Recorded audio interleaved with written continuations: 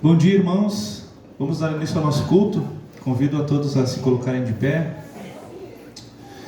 Louvamos ao Senhor por mais um domingo onde nós podemos estar reunidos para louvar ao nosso Santíssimo Deus. Vamos fazer a leitura do Salmo 89. Os irmãos podem acompanhar nas suas Bíblias ou na transmissão aqui na projeção. Salmo de número 89. Vamos fazer a leitura então. Cantarei para sempre as tuas misericórdias, ó Senhor. Os meus lábios proclamarão a todas as gerações a tua fidelidade. Pois disse eu, a benignidade está fundada para sempre.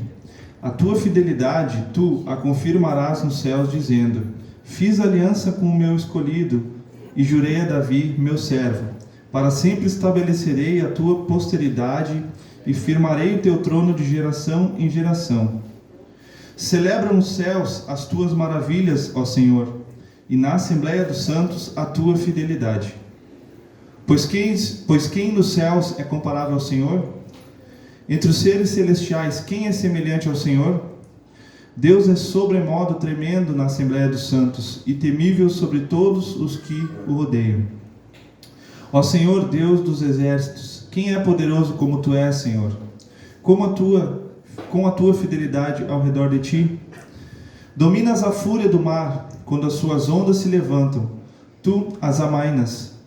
Calcaste a Raabe como um ferido de morte, como o teu poderoso braço dispersaste os teus inimigos. Teus são os céus, tua a terra, o mundo e a sua plenitude. Tu os fundaste. O norte e o sul, tu os criaste. O Tabor e o Hermon exultam em teu nome. O teu braço é armado de poder.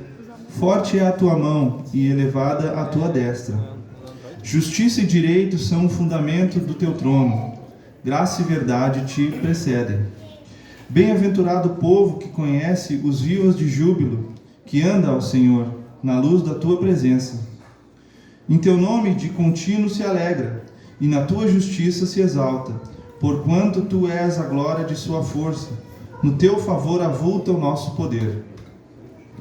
Pois ao Senhor pertence o nosso escudo, e ao Santo de Israel o nosso rei. Outrora falaste em visão aos teus santos e disseste: a um herói concedi o poder de socorrer do meio do povo. Eu exaltei um escolhido. Encontrei Davi, meu servo, com o meu santo óleo ungi. A minha mão será firme com ele, o meu braço fortalecerá. O inimigo jamais o surpreenderá, nem o há de afligir o filho da perversidade. Esmagarei diante dele os seus adversários, e ferirei os que o odeiam. A minha fidelidade e a minha bondade o hão de acompanhar, e em meu nome crescerá o seu poder. Porei a sua mão sobre o mar e a sua direita sobre os rios. Ele me invocará dizendo: tu és meu Pai, meu Deus e a rocha da minha salvação. Falo-ei, por isso, meu primogênito, o mais elevado entre os reis da terra. Conservar-lhe-ei para sempre a minha graça, e firme com ele a minha aliança. Farei durar para sempre a sua descendência, e o seu trono como os dias do céu. Se os seus filhos desprezarem a minha lei, e não andarem nos meus juízos, se violarem os meus preceitos e não guardarem os meus mandamentos, então punirei com vara as suas transgressões, e com açoites a sua iniquidade. Mas jamais retirarei dele a minha bondade, nem desmentirei a minha fidelidade. Não violarei a minha aliança, nem modificarei o que os meus lábios proferiram. Uma vez jurei por minha santidade, e serei eu falso a Davi. A sua posteridade durará para sempre, e o seu trono como o sol perante mim. Ele será estabelecido para sempre como a lua, e fiel como a testemunha no espaço. Tu, porém, o repudiaste e o rejeitaste, e te indignaste com o teu ungido. Aborreceste a aliança com o teu servo, profanaste-lhe a coroa, arrojando para a terra. Arraste os seus muros todos, reduziste a ruínas as suas fortificações. Despojando-nos Despojam-nos todos os que passam pelo caminho, e os vizinhos o escarnecem. Exaltaste a destra dos seus adversários, e deste regozijo a todos os seus inimigos. Também viraste o fio da sua espada, e não o sustentaste na batalha. Fizeste cessar o seu esplendor, e deitaste por terra o seu trono.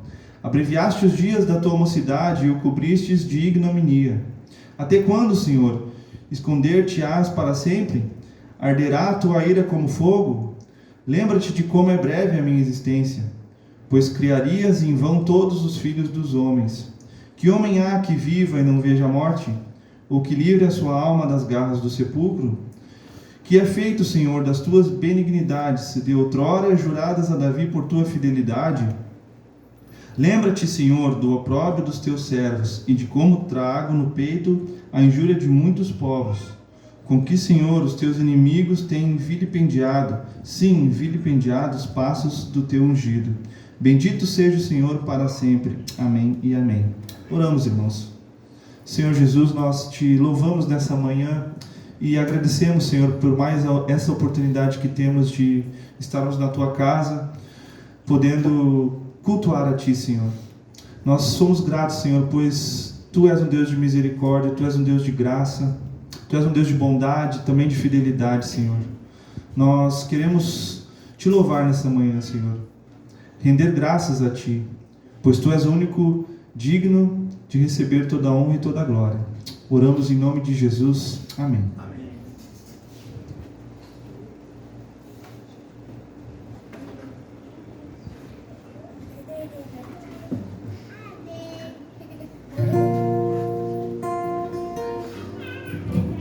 Vamos cantar então, irmãos.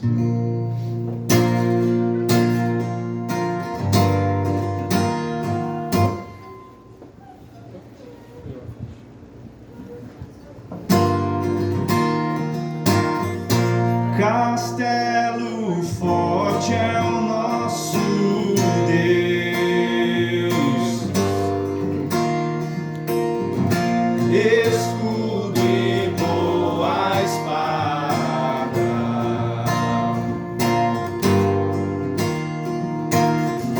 com seu poder defende os seus.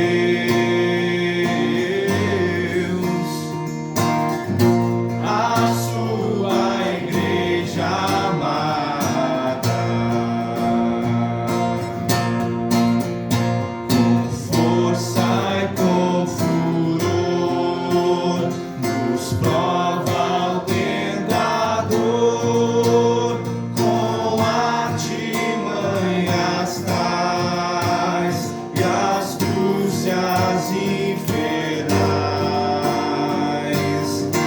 iguais não há na terra.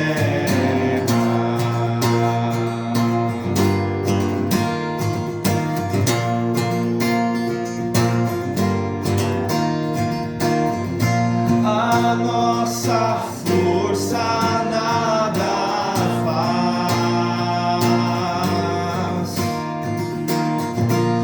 estamos nós perdidos,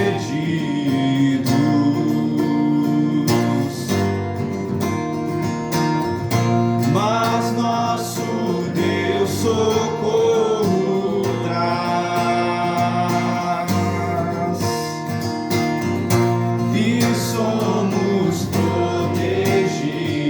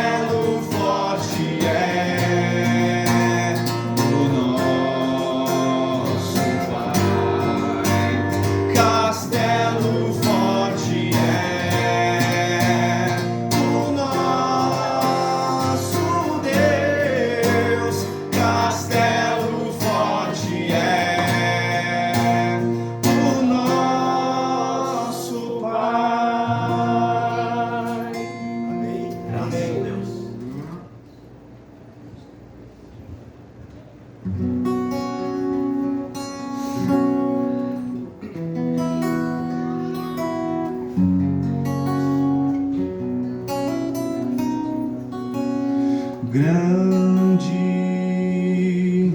é o Senhor e muito digno de louvor. Na cidade do nosso Deus, seu santo monte,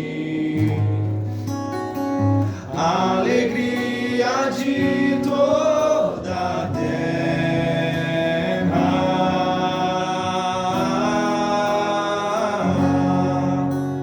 Grande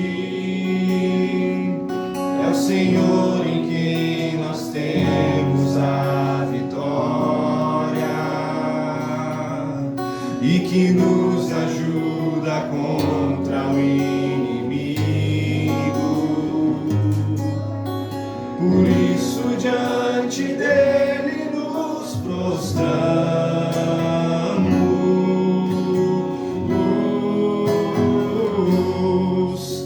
Queremos o teu nome engrandecer e agradecer-te por tua obra em nossas vidas. Confiamos em teu infinito amor, pois só tu és o Deus eterno sobre toda a terra e céu.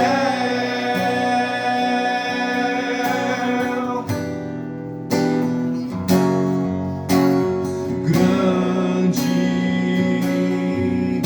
é o Senhor e muito digno de louvor. Na cidade do nosso Deus, seu santo monte, a alegria de toda a terra.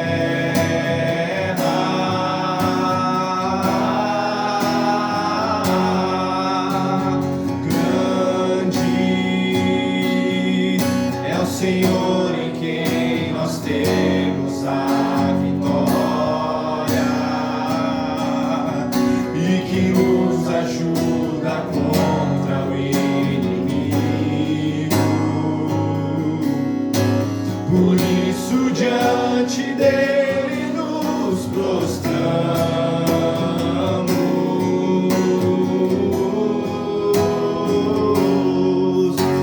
Queremos o teu nome engrandecer e agradecer-te por tua obra em nossas vidas. Confiamos em teu infinito amor, pois só tu és o Deus eterno sobre toda a terra. Queremos o teu nome engrandecer e agradecer-te por tua obra em nossas vidas. Confiamos em teu infinito amor, pois só tu és o Deus eterno sobre toda a terra. Cantamos. Queremos o teu nome engrandecer e agradecer-te por tua obra em nossas vidas. Confiamos em teu infinito amor, pois só tu és o Deus eterno sobre toda a terra. Pois só tu és o Deus eterno sobre toda a terra e céu. Amém. Graças a Deus. Senhor Deus, nós te louvamos, nós te bendizemos, nós te glorificamos, pois o Senhor é santo, o Senhor é Deus, o nosso Deus. Queremos te louvar, Senhor, por esse dia, por hoje ser o domingo, o dia do Senhor, o dia em que o Senhor ressuscitou dentre os mortos e nos trouxe à eternidade por meio da sua morte na cruz e da sua ressurreição. Te louvamos, Senhor, por ser domingo, dia de cultuar o Senhor, aquele que ressuscitou. Obrigado, Senhor, por todos que estão aqui. E que este culto, Senhor, seja realmente um meio de graça para encher a nossa alma e para que o Teu nome seja glorificado e para que o Teu nome seja louvado. Nós oramos em nome do nosso Senhor Jesus Cristo. Ao Pai, ao Filho e ao Espírito Santo rendemos toda a glória. Amém. Podem sentar, meus irmãos. Nós louvamos a Deus por seu amor, por sua bondade, por sua infinita misericórdia. O Senhor é bom sempre. O Senhor é bom todos os dias. Graças a Deus. Nós vamos... a ordem do culto, meus irmãos, que a gente sempre entrega em mãos, hoje ela foi via WhatsApp, porque a impressora do Jean não funcionou, a do William, o William está viajando, então não pôde imprimir, e a minha não funcionou. Então, por isso hoje houve esse imprevisto aí, de ontem à noite, o plano A, o B e o C falharam, então por isso a gente ficou sem a ordem do culto impressa. Vamos recitar, meus irmãos, os 10 mandamentos, que a gente recita todos os domingos do nosso culto. Vocês vão ter aqui a projeção, para vocês repetirem então. Primeiro mandamento: não terás outros deuses diante de mim. Segundo mandamento: não farás para ti imagem de escultura, nem alguma semelhança do que há em cima nos céus. Não as adorarás e não lhes dará culto. O terceiro mandamento: não tomarás o nome do Senhor teu Deus em vão. O quarto mandamento: lembra-te do dia do sábado para o santificar. O quinto mandamento: honra a teu pai e a tua mãe. O sexto mandamento: não matarás. O sétimo: não adulterarás. O oitavo: não furtarás. O nono: não dirás falso testemunho contra o teu próximo. E o 10º mandamento: não cobiçarás nada do teu próximo. Amém. Também nós vamos recitar, como todos os domingos, o catecismo, e nesse período nós estamos recitando o Catecismo Nova Cidade, que é uma adaptação ou uma simplificação do Catecismo de Heidelberg, que foi esse Catecismo Nova Cidade. Ele foi formulado pelo Tim Keller, e a sua igreja e a sua equipe. E hoje nós vamos para a 6ª pergunta. Eu faço a pergunta e depois eu peço a resposta e vocês recitam juntos. Pergunta número 6. Como glorificamos a Deus? Resposta: glorificamos a Deus quando nos alegramos nele, amando-o, confiando nele e obedecendo à sua vontade, e aos seus mandamentos e à sua lei. Graças a Deus. Que maravilha, meus irmãos. Irmãos, hoje nós vamos com muita alegria ouvir um pregador do futuro.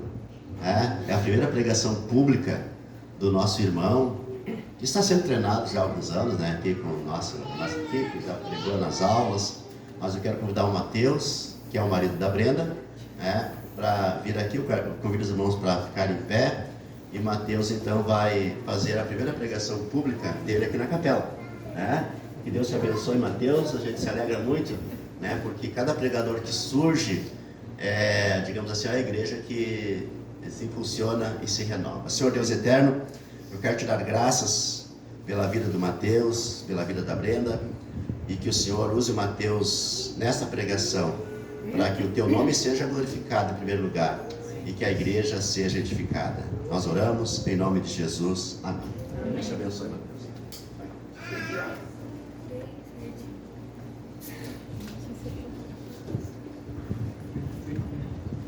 Bom dia, meus irmãos.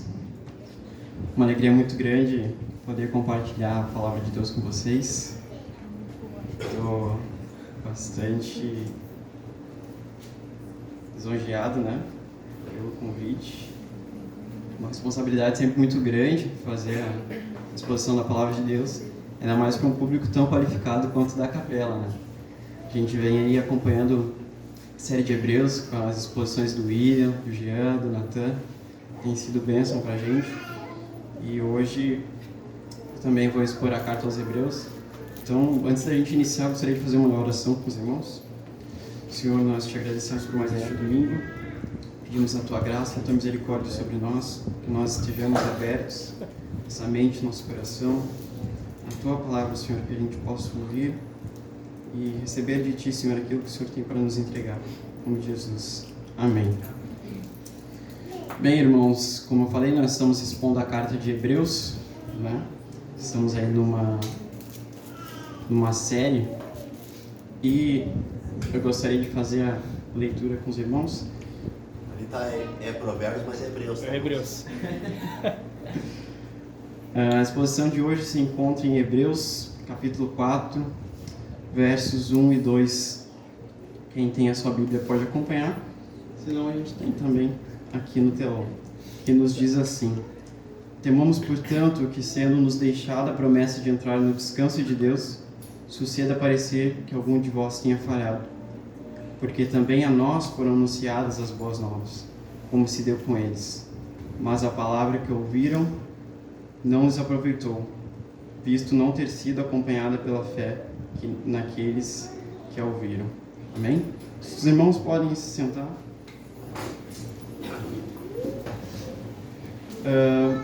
Bem, ao longo da série de Hebreus, nós temos visto que o autor faz questão de ressaltar a autoridade de Cristo como Filho de Deus.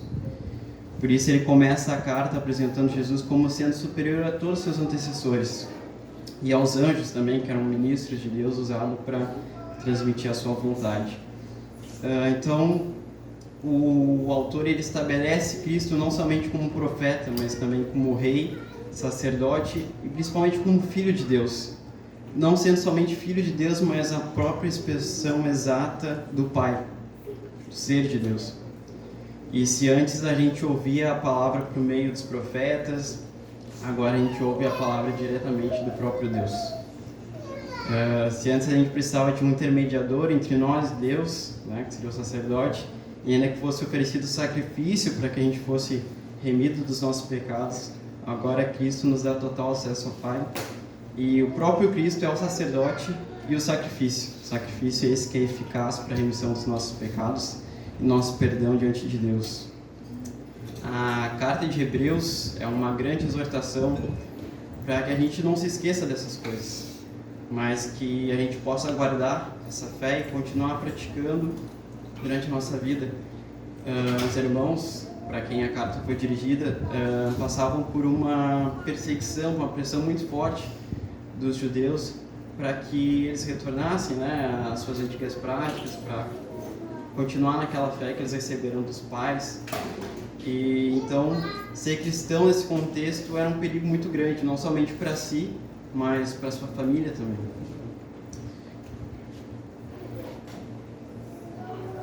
Então, o título da pregação de hoje é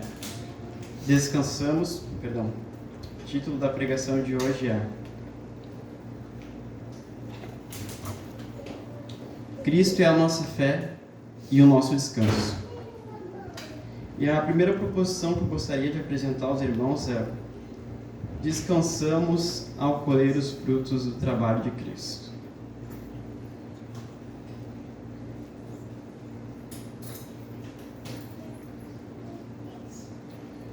O autor de Hebreus ele conhecia muito bem o seu público, então ele se dirige a eles de maneira que eles entendam, fazendo muitas referências ao Antigo Testamento, principalmente do livro de Salmos, né? O capítulo 4 começa com um alerta de que eles deveriam temer ao ouvir a palavra de Deus, ao receber as promessas de que entrariam no descanso de Deus e que parecesse que eles tivessem falhado.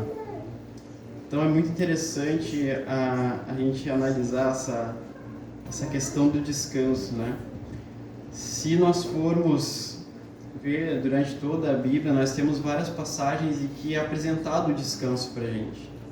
Mas não é o descanso exatamente de como a gente está acostumado. Trabalhei o dia todo, agora vou chegar em casa, vou ligar a TV, vou mexer nas redes sociais, qualquer coisa desse tipo. para descansar, né? Aliviar a cabeça, tirar toda a tensão. Mas não é exatamente esse descanso que a gente tem na Bíblia. Claro, a gente pode aplicar também esse contexto, mas lá em Gênesis, quando Deus finaliza a sua criação, o 7º dia, ele descansou. A gente tem essa apresentação ali que Moisés faz, ele conta como foi a criação, né, o processo de criação. Deus ele faz um trabalho perfeito, né, ao longo desses 6 dias, e no 7º dia ele descansou. É interessante perceber que nos dias anteriores, que Deus estava produzindo ali, estava criando, né, o autor de Gênesis ele delimita o tempo. A gente tem tarde e manhã, em todos os 6 dias. Mas quando chega o dia que o Senhor descansa, o 7º dia, ele não tem limite, ele não delimita esse tempo. Não é como se Deus estivesse inativo, mas ele quer dizer que o seu descanso é para sempre.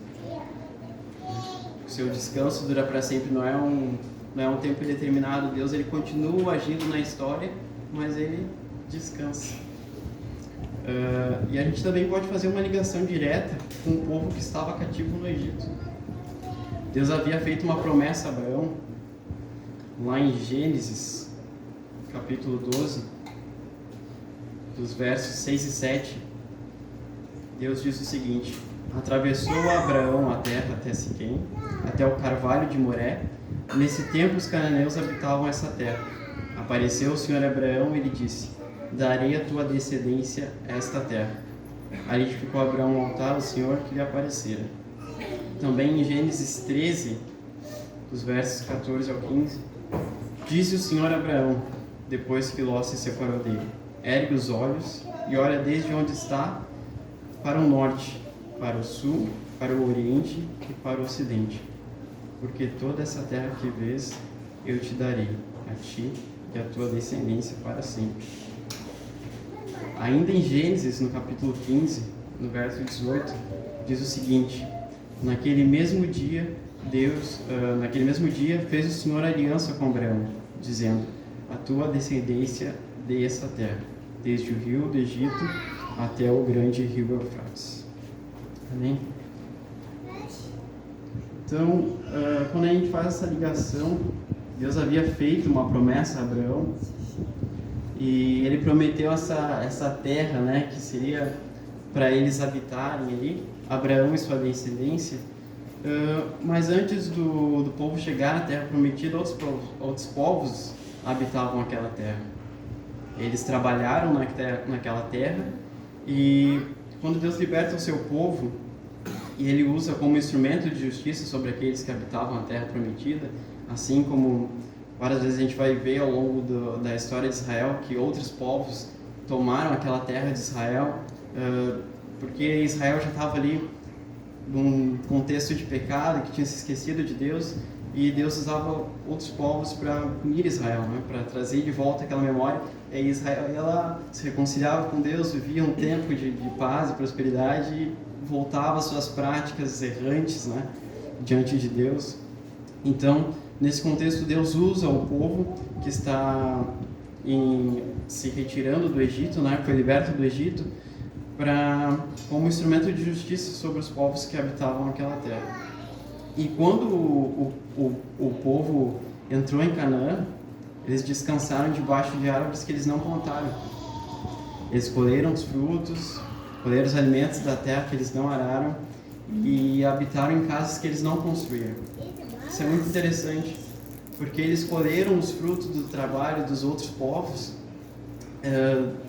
mas eles, por colher o fruto dos outros, eles descansaram. Deus deu esse descanso para eles. É claro que aqui a gente vê uma sombra do que estaria por vir, mas Deus ele tira o seu povo do Egito que estava cativo e leva até a terra prometida, e eles podem descansar em Deus ao chegar nessa terra. Eles colheram os frutos de todo o trabalho que Deus preparou antes para eles, para que eles chegassem lá e descansassem. Então aqui a gente tem um ponto do primeiro descanso do povo que havia sido prometido por Deus.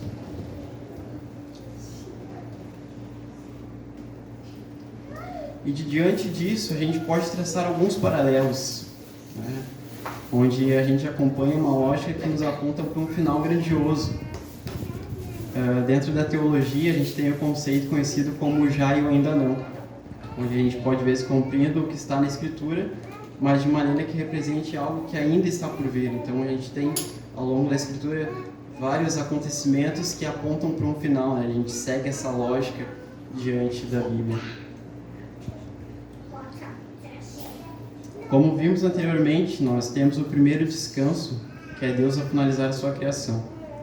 Nosso Pai, depois de um período de trabalho com intencionalidade, com criatividade, com perfeição, Deus ele nos ensina muita coisa, inclusive como trabalhar, né?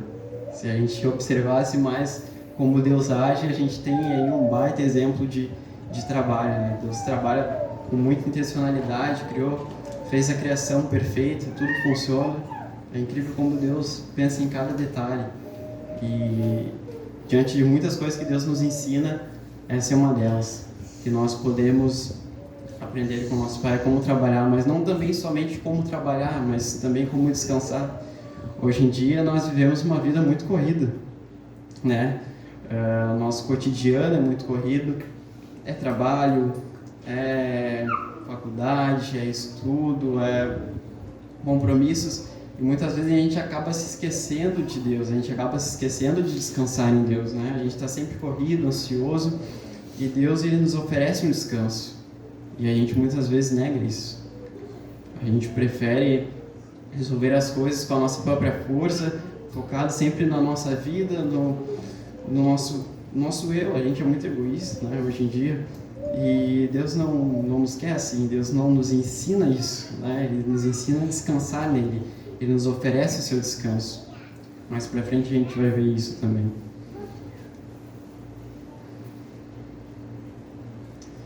E a gente muitas vezes é assim, né? No empenho para alcançar alguma coisa, para conquistar algo, depois que a gente vai lá, se esforça tanto, o pessoal aí que faz faculdade, né?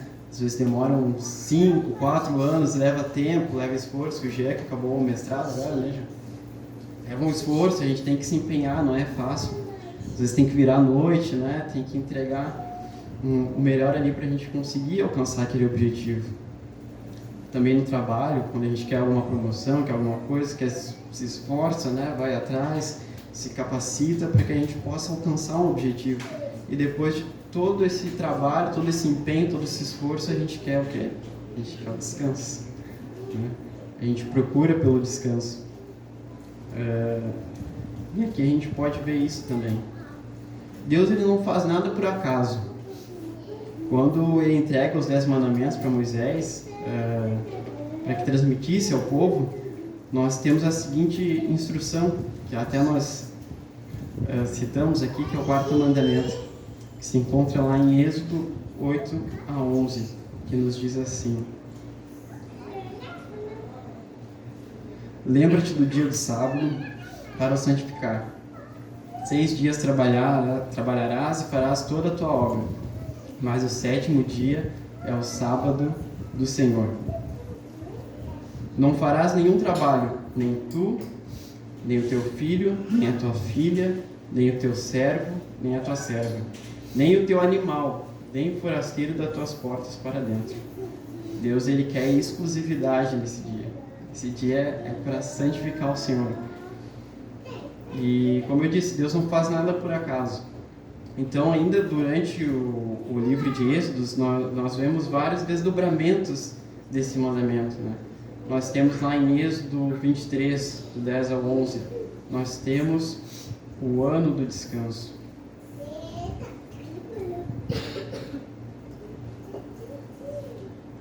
E nos diz assim: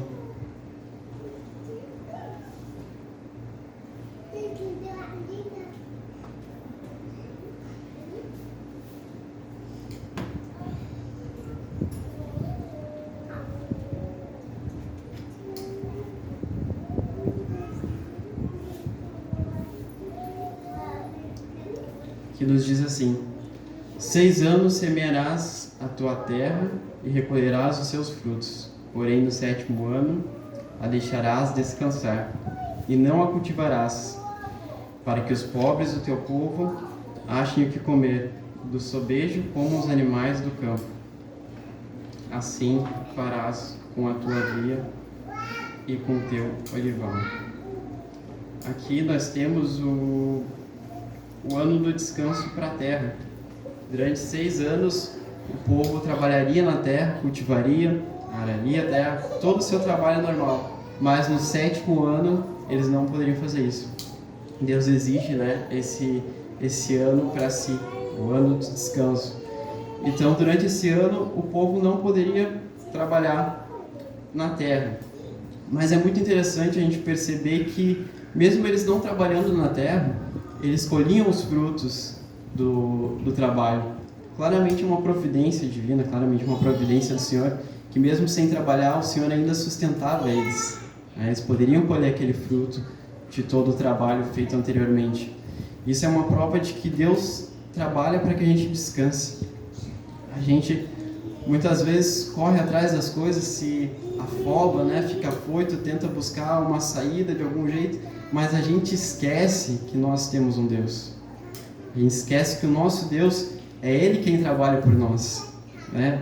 A gente sabe que enquanto a gente dorme, o Senhor está trabalhando por nós, está nos protegendo, está nos guardando, e ainda assim Ele prepara um outro dia para a gente. Então a gente sempre desfruta do trabalho de Deus, e aqui não é diferente. O povo, mesmo sem trabalhar, eles colhiam os frutos, eles colhiam tudo aquilo que a terra produzia, mesmo no descanso. A terra descansando produzia e o seu povo se alimentava daquela terra.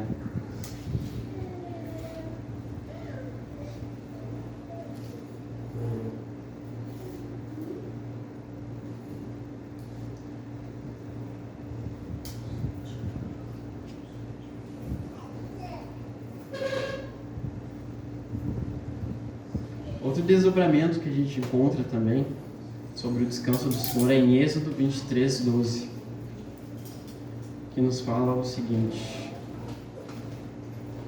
6 dias farás a tua obra, mas ao 7º dia descansarás, para que descanse o teu boi, o teu jumento, e para que tome o alento da tua serva e o forasteiro.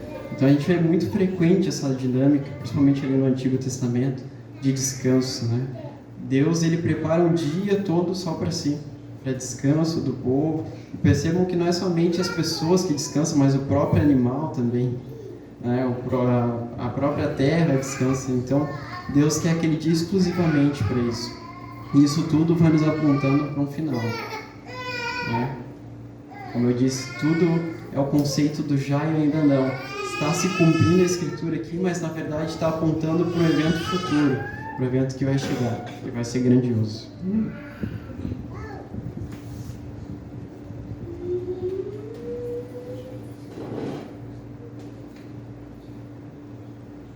Mas onde Jesus se encaixa em tudo isso?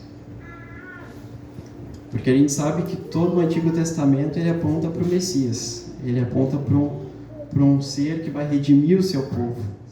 E onde Jesus se encaixa em tudo isso? Essa é a pergunta: como Jesus se encaixa nesse contexto de descanso? E aqui vem um texto muito grandioso. Esse texto é muito bom. Convido os irmãos a lerem junto comigo.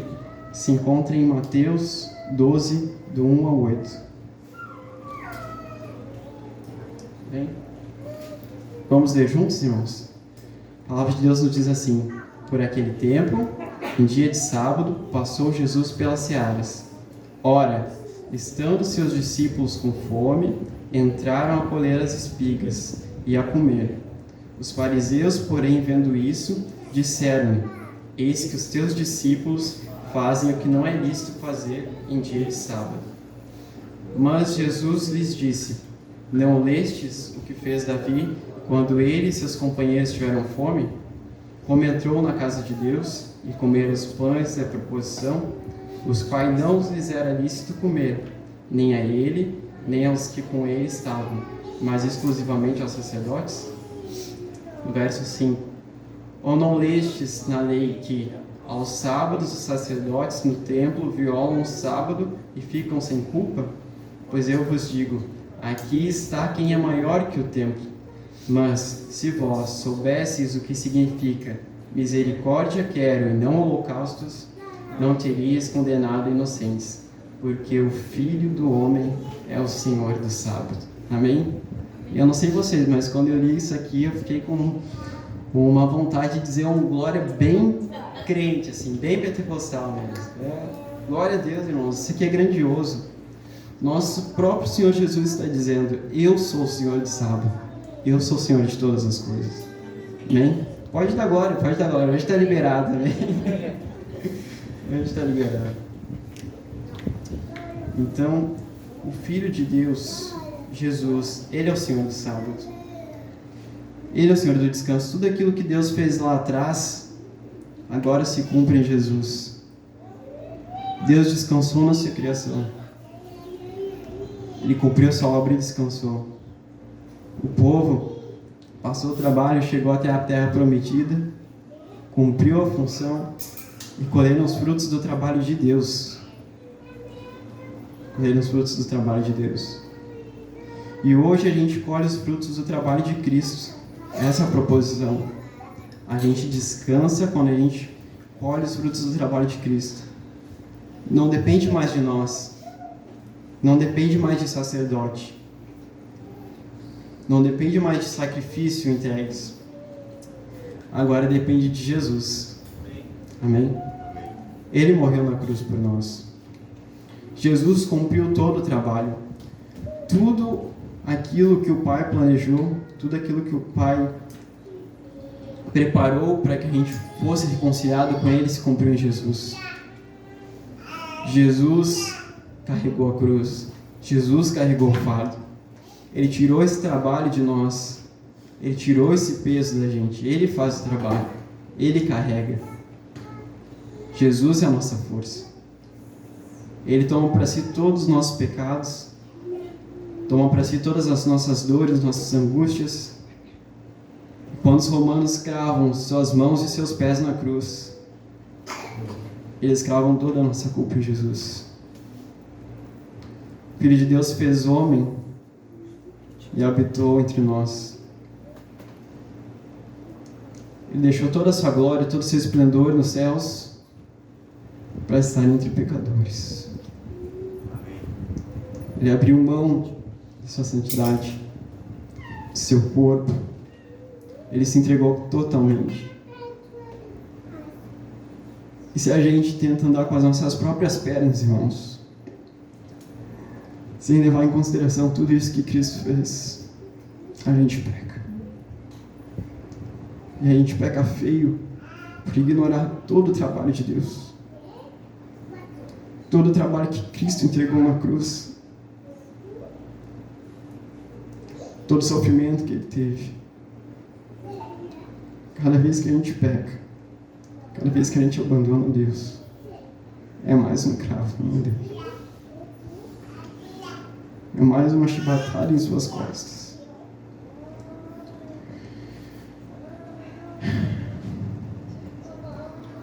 Toda vez que a gente deixa a nossa ansiedade superar a nossa fé, a palavra que Deus nos entregou, a gente está machucando Cristo. Então, quando o autor de Hebreus ele escreve, ele está querendo entregar isso ao povo. Está querendo entregar essa mensagem. Não abandonem a Cristo. Não abandonem a fé que a gente recebeu, mas confirmem ela. Deus trabalha para que a gente descanse. A gente tem que entregar todas as nossas preocupações, todos os nossos anseios diante de Cristo. Porque é Ele quem carrega o nosso fardo. A gente só tem que colher seus frutos. A gente só tem que receber essa graça. Quando eu conversava com o Jean, nós estávamos revisando o sermão, passando ponto a ponto, e ele lembrou muito bem daquela música Não Tenha Sobre Ti, essa canção que tem várias versões, mas eu gosto de escutar bastante do Fábio Sampaio.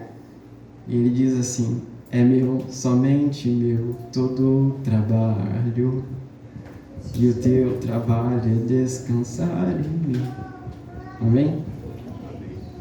É isso que Deus quer da gente. É isso que Jesus espera de nós. Que a gente descanse nele. Amém?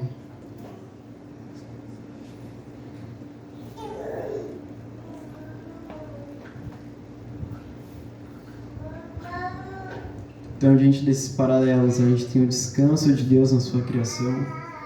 A gente tem o mandamento de Deus para que a gente separe um dia para o santificar e para descansar nele. A gente tem o trabalho de Cristo na cruz, que nos permite chegar até o Pai e descansar nele, colocar nossos pesares diante dele.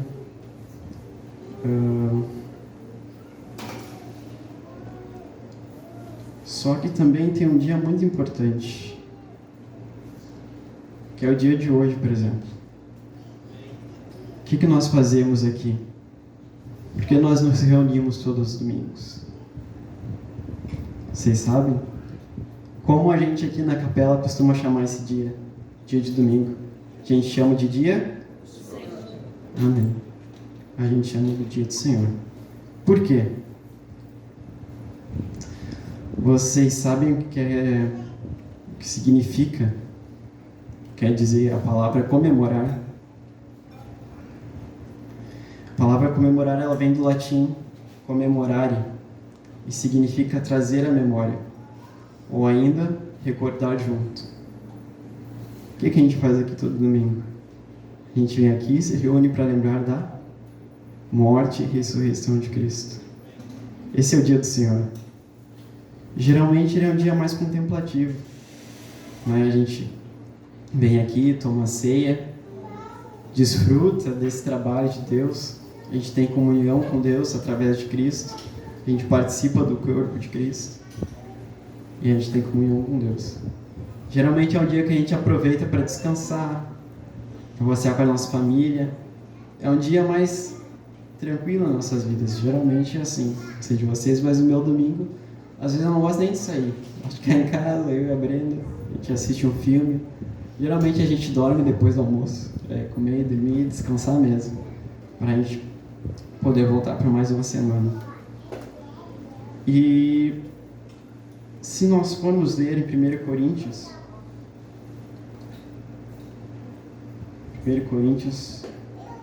capítulo 11, do verso 24 ao 25. Paulo diz assim: e tendo dado graças, partiu e disse: isto é meu corpo, que é dado por vós. Fazei isso em memória de mim. Por semelhante modo, depois de haver ceado, tomou também o cálice e disse: este cálice é a nova aliança no meu sangue. Fazei isso todas as vezes que o beberdes em memória de mim. Amém? Então todo domingo a gente vem aqui e comemora a ressurreição de Cristo. A gente vem aqui e lembra do seu sacrifício quando a gente participa da ceia. Toda vez que a gente se reúne, toma a ceia, a gente está lembrando de Cristo. A gente está comemorando a ressurreição dele. Amém? Porque isso é muito representativo, irmãos. Se Cristo não tivesse ressuscitado, que esperança nós teríamos? Muitas vezes a gente não percebe isso. Se Cristo tivesse ressuscitado, será que a gente teria fé e esperança para entender que a gente também vai ressuscitar com Ele? Que a gente também vai descansar com o Pai? A gente tem uma fé, mas na verdade nós somos bastante incrédulos, mesmo sendo crentes. A gente prefere acreditar em outras coisas do que... E é isso que o autor de Hebreus está falando. Não abandonem essas coisas. Não voltem às antigas práticas. Mas mantenham firme essa fé que vocês receberam do próprio Cristo. Para alguém morrer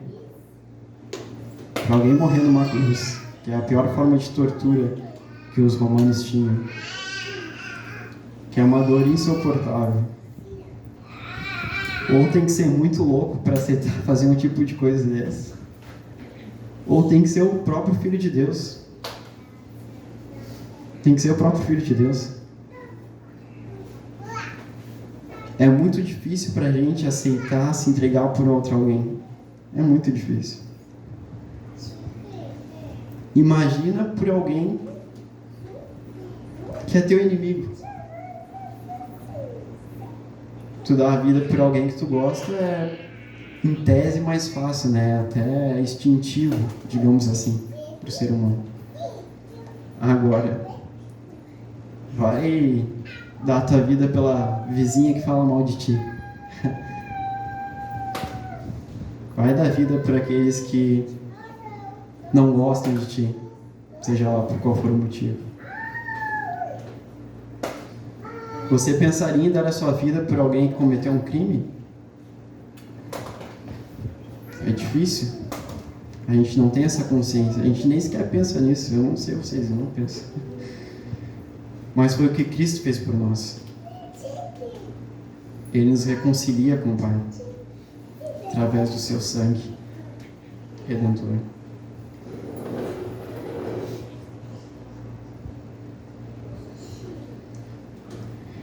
E assim como o povo que entrou em Canaã e colheu os frutos e descansou à sombra das árvores que não plantaram, assim como no ano do descanso em que o povo não trabalhava na terra, mas colhia os frutos da providência divina e recebia o descanso de Deus, nós também recebemos o descanso, graças ao castigo, graças ao trabalho de Cristo, que se oferece como sacrifício.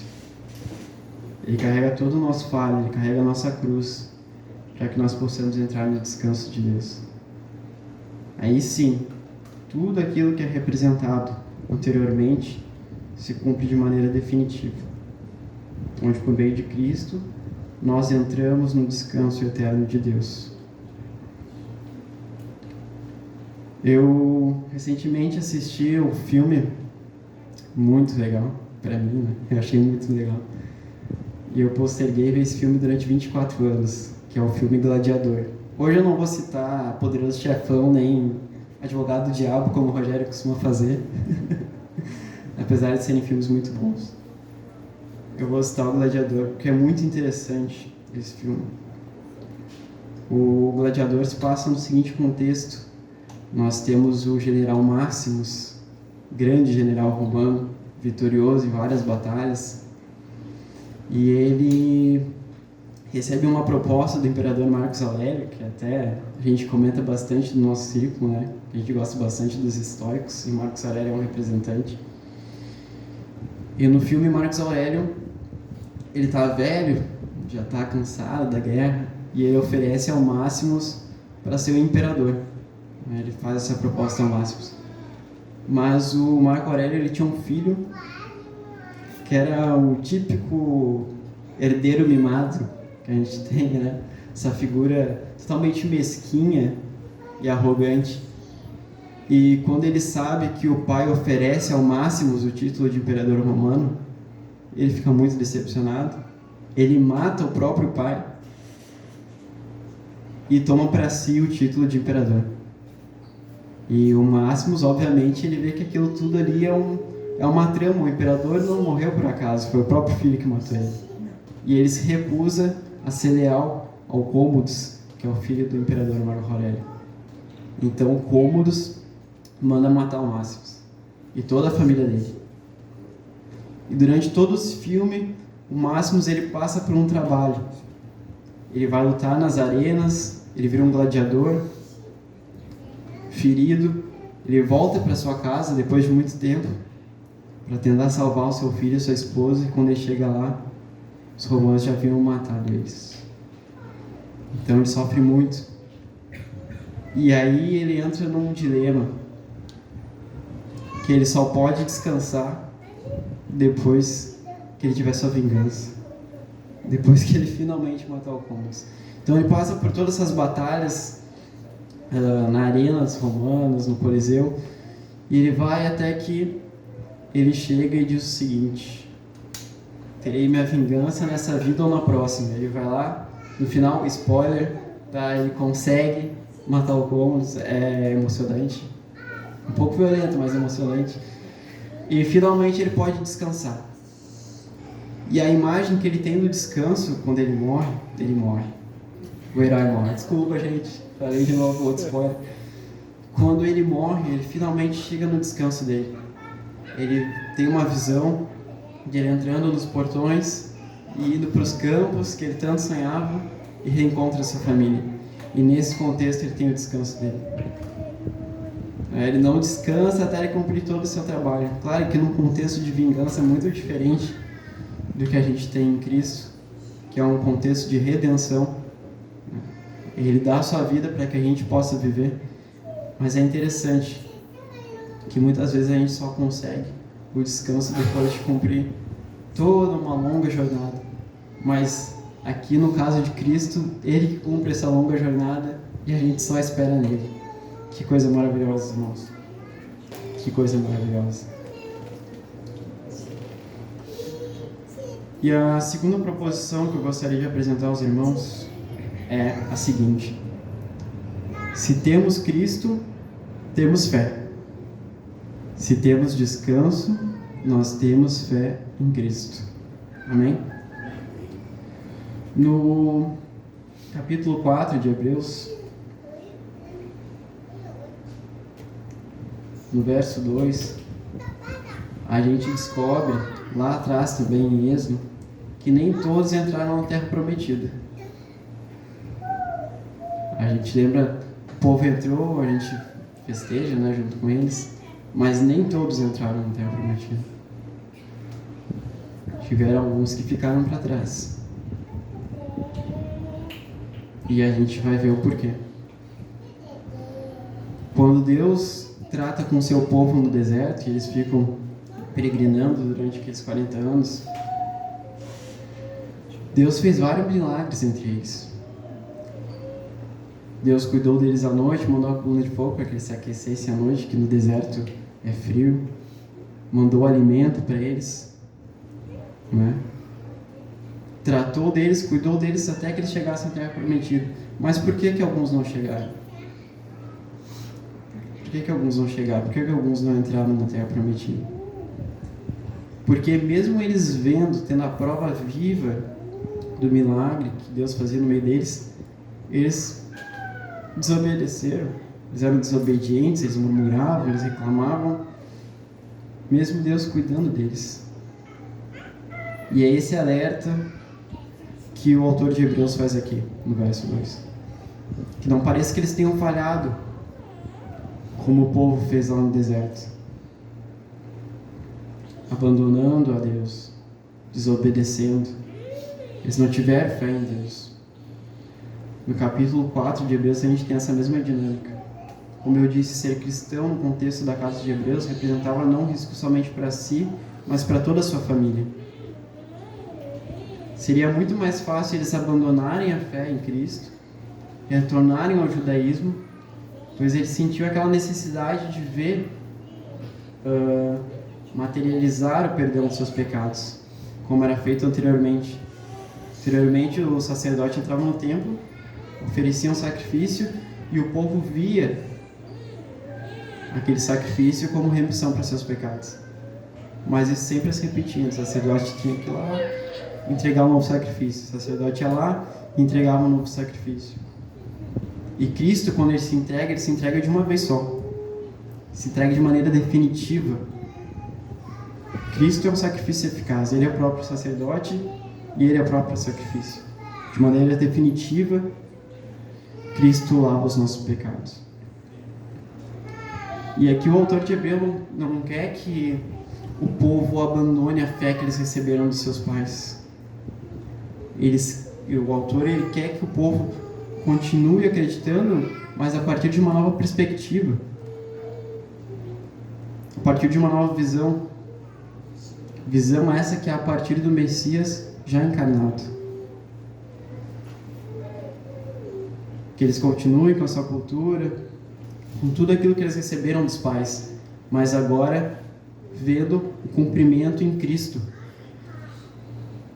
Vendo Cristo como finalidade de tudo aquilo que aconteceu antes. E que eles não abandonem essa fé. Tem uma história que é muito famosa, que ilustra vários sermões por aí, que é do equilibrista, né? Chega o equilibrista na cidade, anuncia o seu espetáculo, convida todo mundo. Venham, vai ter um show, tal. Vou subir aqui 15 metros, sem corda, sem nada, sem nenhum equipamento de segurança, e vou atravessar. Aí o pessoal vai lá desconfiado, né? O equilibrista chega, mano, dando uma de maioral ali, metendo a banca. E ele vai lá e atravessa. E o povo, parabéns, não sei o quê. Vocês acreditam no equilibrista? Aí o equilibrista fala, agora eu vou subir 30 metros. O pessoal, a gente acredita. Igual a torcida de futebol. Acredito. Aí o equilibrista vai lá e atravessa. Aí o equilibrista vai subindo mais. E o povo com ele. Você sabe como é que é a multidão, né? Sempre quer ver o circo pegar fogo. E o equilibrista vai subindo. Daqui a pouco ele chega numa altura que é demais, assim, assusta. Aí, vocês acreditam que eu consigo atravessar aqui? A gente acredita, a gente está contigo, vai lá. Dele, então tá, beleza, quem é que vem comigo para atravessar? Aí a resposta foi diferente. Aí ninguém mais acreditava, aí já ficou mais difícil. A gente acredita até o ponto que a gente não tem que fazer. A gente acredita até o ponto que a gente não está em risco. E é isso que não pode acontecer. É isso que o autor de Hebreus nos convida a não fazer. É um tutorial do que não fazer. Não façam isso, não abandonem a fé. Ou não usem uma fé da boca para fora. Se a gente for aí pelo IBGE afora, a maioria do brasileiro é cristão. A maioria do brasileiro acredita em Deus. Mas se todos os brasileiros que falam que acreditam em Deus agissem como quem acredita em Deus, eu acho que o Brasil estava muito diferente, estava muito melhor. Então, até que ponto a nossa fé é verdadeira? Até que ponto a gente descansa em Deus? Até que ponto a gente se apropria daquilo que Deus fez por nós e descansa nele?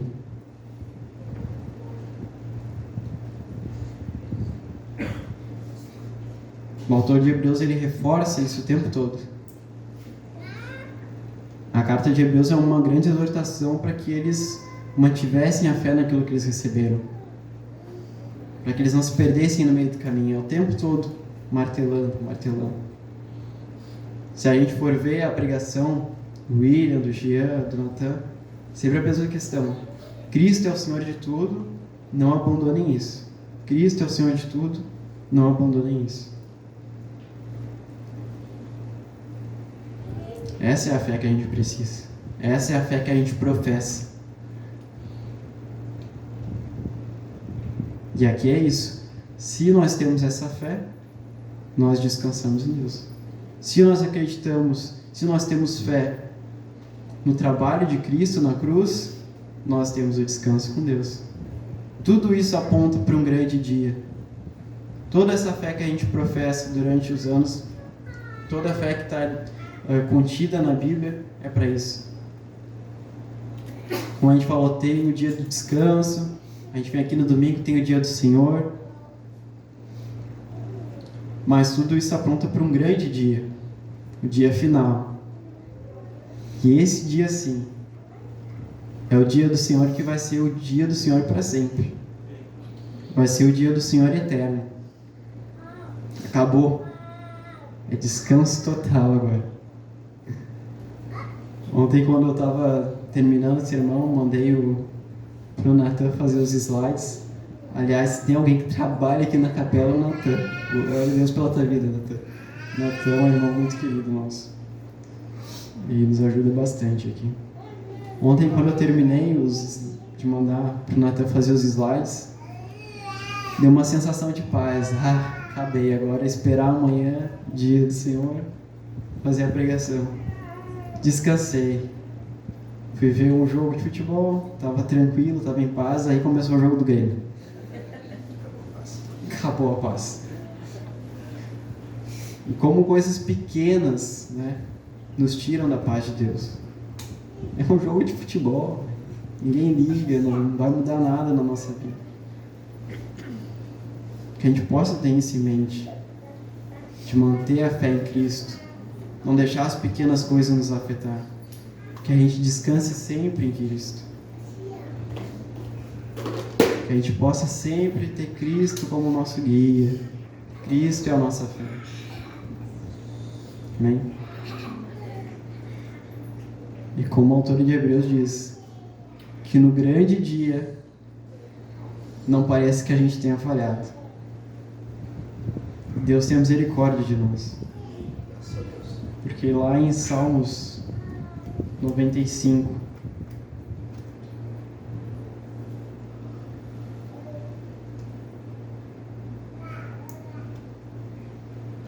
Salmos 95, do verso 7 ao verso 11, diz o seguinte: Ele é o nosso Deus, e nós, o povo do seu pasto, e ovelhas de sua mão.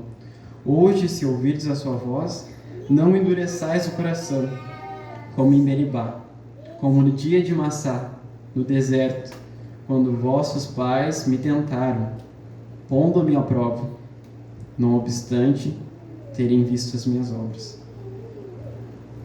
Durante 40 anos, estive desgostado com essa geração e disse: é povo de coração transviado, não conhece os meus caminhos.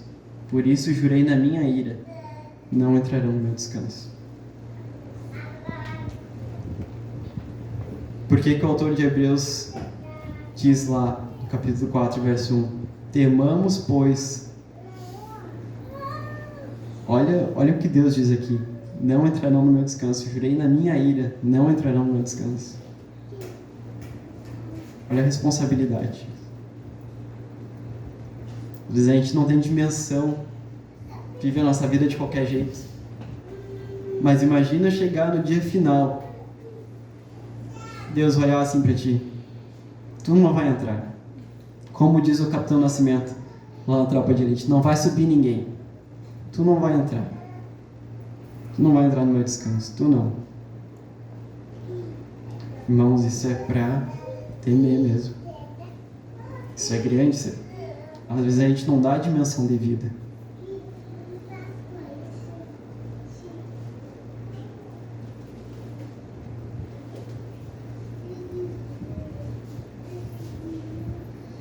E a exemplo desse povo de coração endurecido no deserto, após serem libertados do Egito, viram os milagres de Deus e eles não creram. E a gente sabe que a salvação vem pela fé. A entrada no descanso vem pela fé. E essa fé é no Filho de Deus. Como a gente viu anteriormente, o descanso em Canaã é uma prefiguração da vida eterna. Deus liberta o seu povo do cativeiro e da opressão. Deus nos liberta do cativeiro, da morte e da opressão do pecado, por meio de Jesus. Aqueles que receberam a ira de Deus no deserto não entraram no seu descanso. Aqueles que não tiverem fé em Cristo não entrarão no descanso de Deus, pois eles vão receber a ira de Deus.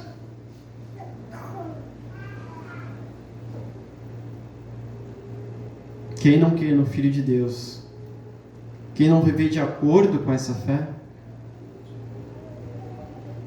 no final vai receber a ira de Deus. A boa notícia é: Cristo morreu por nós. A gente recebeu essa fé graças a Deus. Graças a Deus essa palavra chegou até a gente. Graças a Deus porque a gente crê. E graças a Deus porque Ele enviou o seu Filho para nós.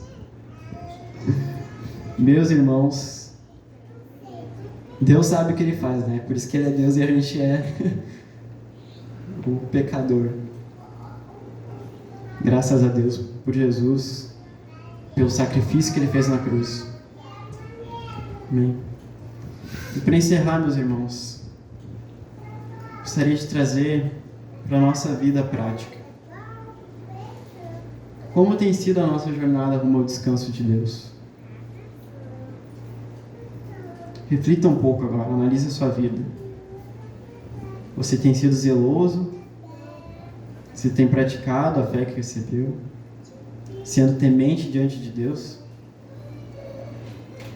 Será que a gente tem temido? E temer aqui não é viver com medo de Deus, um medo paralisante, alguma coisa assim, mas é o respeito, é o cuidado, é o zelo, assim como a gente tem com os nossos pais. Meu pai está lá, se eu falar bobagem é chinela. A gente tem esse respeito, a gente tem esse cuidado, e é assim que a gente deve viver. Diante das dificuldades, nós somos tentados a abandonar a fé. Muitas vezes a gente tenta resolver com as nossas próprias mãos. Nós vemos ansiosos, nós vemos aflitos, mas Jesus é o descanso para nós. O dia do Senhor é para ser lembrado todo dia é dia do Senhor, todo dia é dia de estar diante do Senhor. E a gente fortalece a nossa fé participando do culto, participando da ceia, lendo a palavra de Deus, orando. A gente fortalece a nossa fé praticando aquilo que Deus nos entregou, os meios de graça que Deus nos dá. E tudo isso para que um dia a gente possa desfrutar de todo esse trabalho de Cristo, que será o grande dia do Senhor, o dia do descanso, e esse dia do Senhor que será para sempre. Amém? Graças a Deus. Senhor, nós te agradecemos pela tua palavra. Pedimos que o Senhor nos santifique, que o Senhor frutifique essa palavra em nós, que nós possamos manter a fé no teu Filho Jesus, que nós possamos descansar em ti, Senhor, diariamente, que a gente receba a tua graça e descanse nela, em nome de Jesus. Amém.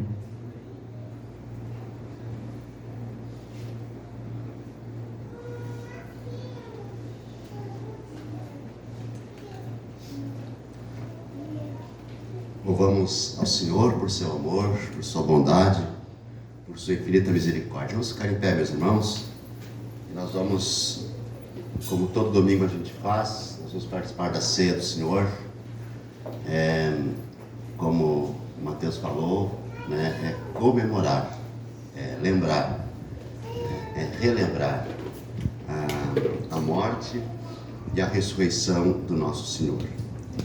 Então eu convido a todos os irmãos que estão presentes, todos, inclusive aqueles que nos visitam, para participar da ceia conosco, porque estamos aqui com essa finalidade, de nos reunirmos em torno da palavra, e a ceia faz parte, né, da celebração da palavra do Senhor.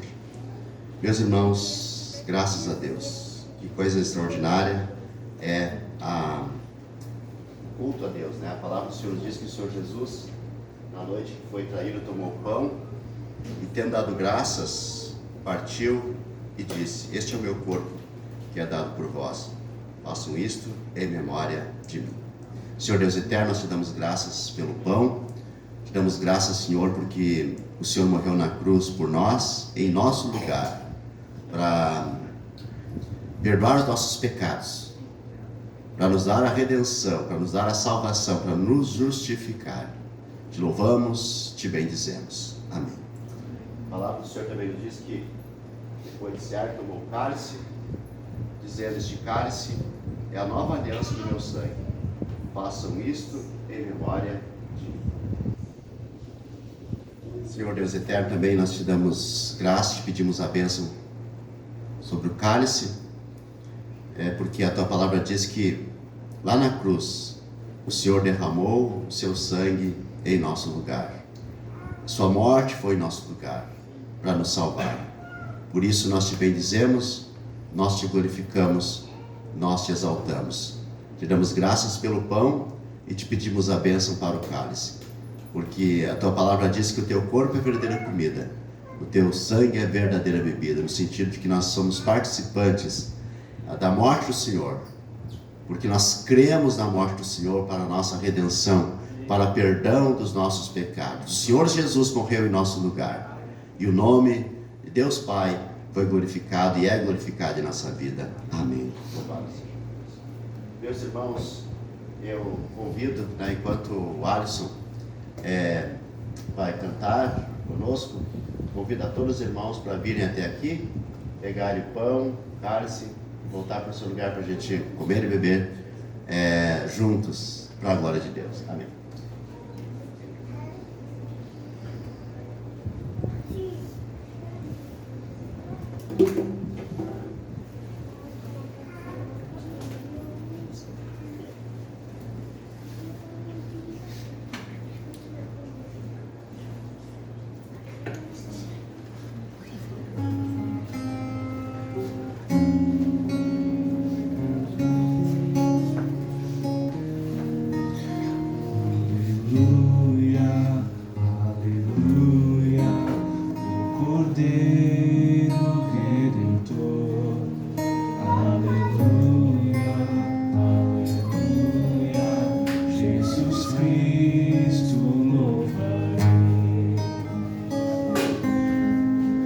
Eis o dia que Ele deu sua vida pelos seus. Neste dia no madeiro pendurado redimiu. Tanta ira suportou, tanta humilhação passou. Cada espinho que o feriu resgatou-nos para Deus. Aleluia, aleluia, o Cordeiro Redentor. Aleluia, aleluia, Jesus Cristo louvarei. O Cordeiro fel bebeu e o seu corpo padeceu. Uma lança o perfurou e dali fonte jogou. Água e sangue misturou pra lavar e redimir nosso coração tão vil. Todos vejam que Ele fez. Aleluia, aleluia, o Cordeiro Redentor. Aleluia, aleluia, Jesus Cristo louvarei. Ó Cordeiro, nos conceda sua graça e o seu perdão. Quando a confiança em ti nos faltar e vacilar, por favor, perdoe-nos e sustenta nossa fé. Exultemos com vigor, o Cordeiro nos remiu. Aleluia, aleluia, o Cordeiro Redentor. Aleluia, aleluia, Jesus Cristo louvarei. Aleluia, aleluia, o Cordeiro Redentor. Aleluia, aleluia, Jesus Cristo louvarei. Meus irmãos, o Senhor Jesus Cristo morreu em nosso lugar por nossos pecados. Por isso é importante a nossa confissão de pecados.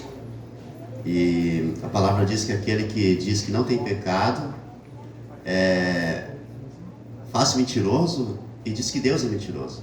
Mas aquele que confessa o seu pecado, nós temos o perdão dos pecados. E também a Bíblia diz o apóstolo João diz, né? Se vocês confessarem os vossos pecados, Ele é fiel e justo para perdoar os vossos pecados. Então, é uma promessa, meus irmãos, de perdão. E neste momento nós vamos confessar nossos pecados. E eu peço que cada um confesse individualmente, silenciosamente, os seus pecados que precisam ser confessados diante de Deus.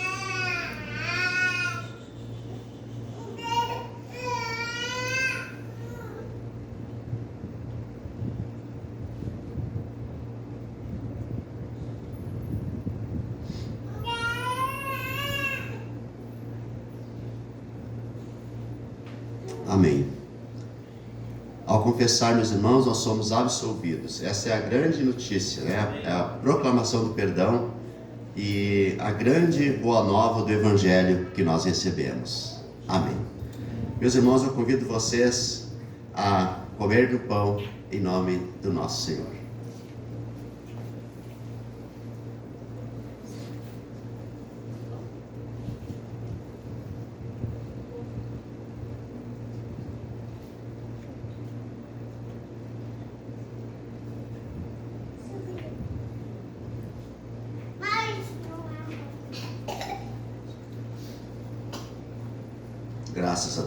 Graças a Deus, louvamos o Senhor, louvamos ao nosso Deus, ao Pai, ao Filho e ao Espírito Santo, ao Senhor Jesus que morreu na cruz por nós.